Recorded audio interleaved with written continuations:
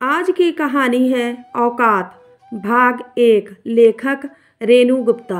मेरे प्यारे दोस्तों, प्लीज़ मुझे सपोर्ट कीजिए। मुझे आपके सपोर्ट की ज़रूरत है।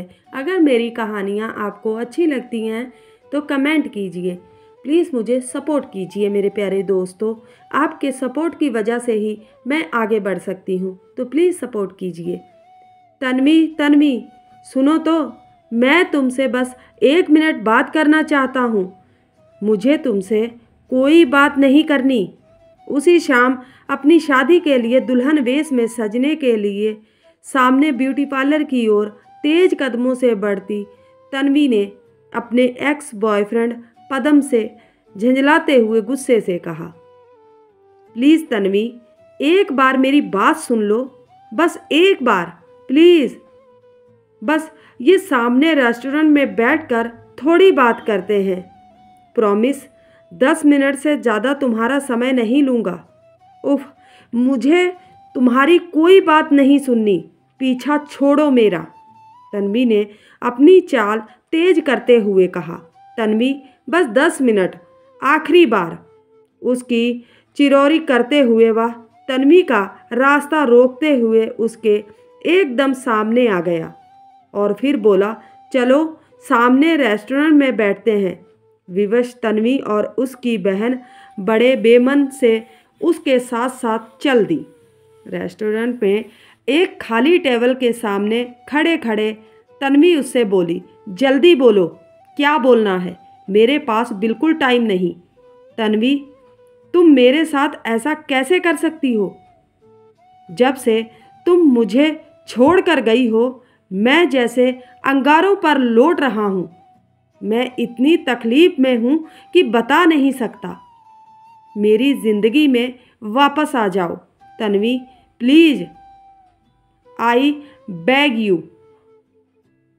यह क्या बेहूदगी है पदम? यह क्या टाइम है इन बातों का?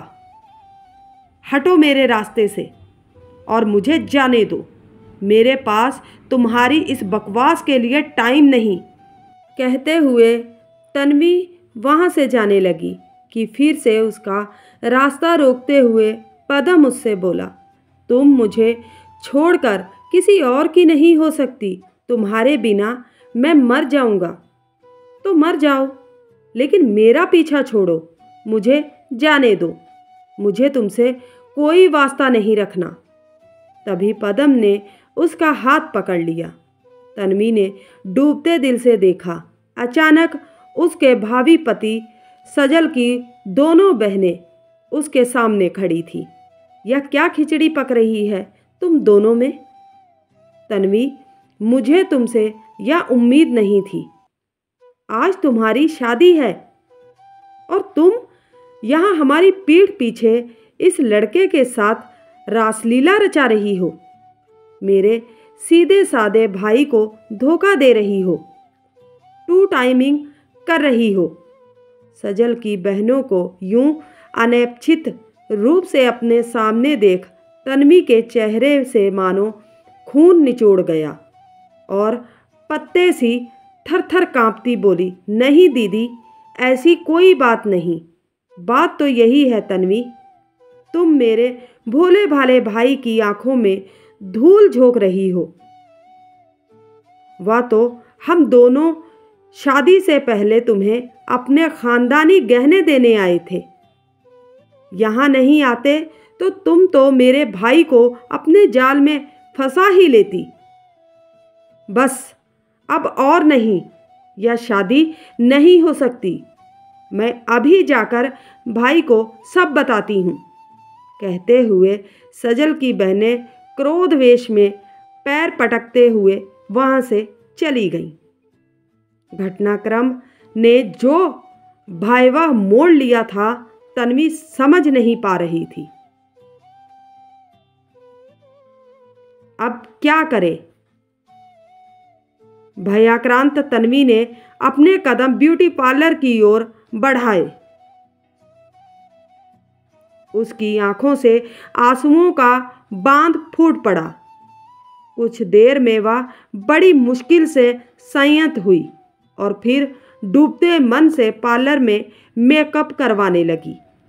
उसका मेकअप पूरा हुआ ही था कि पापा का फ़ोन आ गया। तन्वी, यह मैं क्या सुन रहा हूँ? तू पदम से मिली? आज के दिन तेरी अकल तो घास चरने नहीं चली गई। सब कुछ खत्म कर, फौरन घर पहुँच। सजल और उसके पापा यहाँ आने ही वाले हैं। वे तुझसे भी कुछ बात करना चाहते हैं। जी पापा, बस अभी पहुँची, धड़कते मन से तन्वी ने कहा। सजल और उसके पापा के उनके घर आने पर जो स्यापा फैला वह कल्पना के परे था। उन्होंने शादी के चंद घंटों पहले एक्स बॉयफ्रेंड से मिलने के चलते तन्वी पर बेवफाई का आरोप लगाया और उसकी कोई बात ढंग से सुने बिना शादी तोड़ दी। उधर पदम को अपने और तन्वी की एक कॉमन फ्रेंड के जरिए तन्वी के घर की एक एक खबर हर पल मिल रही थी। जैसे ही उसको सजल और तन्वी की शादी के टूटने की खबर मिली, वह खुद तन्वी के घर जा पहुंचा और उसने तन्वी के पिता से उसी दिन तन्वी से शादी करने की पेशकश की। बहुत ना नुक्कर हुई, ऐतराज हुआ, लेकिन मरता क्या ना करता। बदनामी से बचने के लिए तन्वी के पिता ने उसका प्रस्ताव स्वीकार कर लिया। सजल और तन्वी के विवाह के तय मुहूर्त में मात्र दूल्हा बदला और तन्वी की शादी पदम से हो गई। विवाह के बाद के शुरुआती कुछ महीने तो मानो रूप हाले सुनहरे ख्वाब मानिंदा बीते।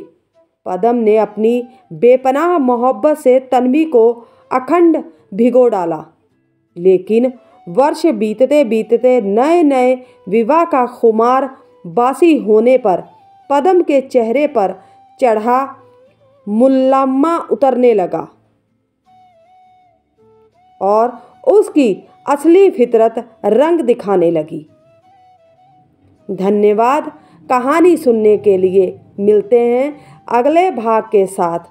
मेरे प्यारे दोस्तों, सपोर्ट कीजिए। तब तक के लिए बाय।